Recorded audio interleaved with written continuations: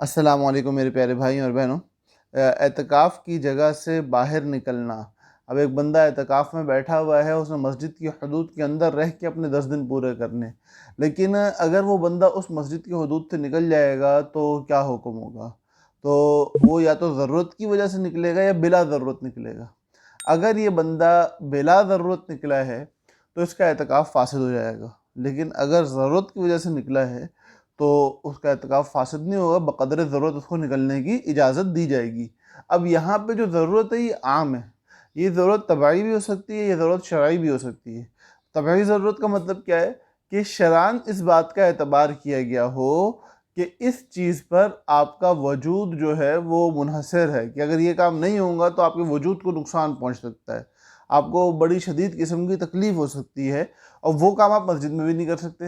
جیسے کہ پیشاب پخانہ کرنا۔ اب ایک بندہ پیشاب پخانہ نہ کرے تو لازم بات ہے بڑی مصیبت میں آ جائے گا، تو اس لیے اس کے لیے باہر نکلنے کی اجازت دے دی گئی ہے۔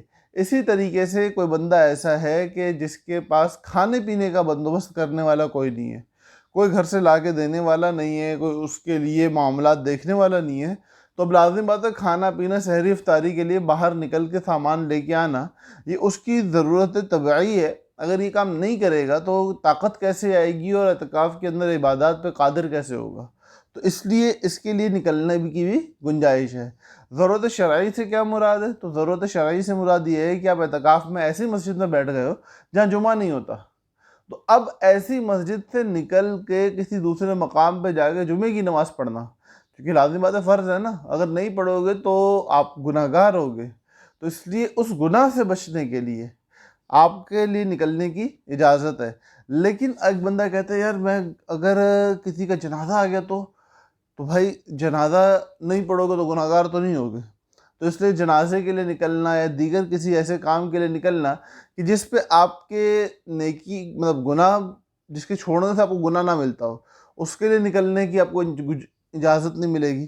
اسی طرح کوئی ایسا کام کہ جس کے نہ کرنے سے آپ کی کوئی جان پہ نہ بن کے آتی ہو، کوئی بڑا بیماری کا یا بڑے نقصان کا خطرہ نہ ہو، تو اس کے لیے نکلنے کی آپ کو قطعاً اجازت نہیں ملے گی۔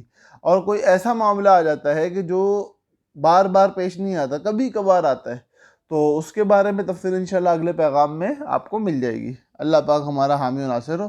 السلام علیکم ورحمۃ اللہ وبرکاتہ۔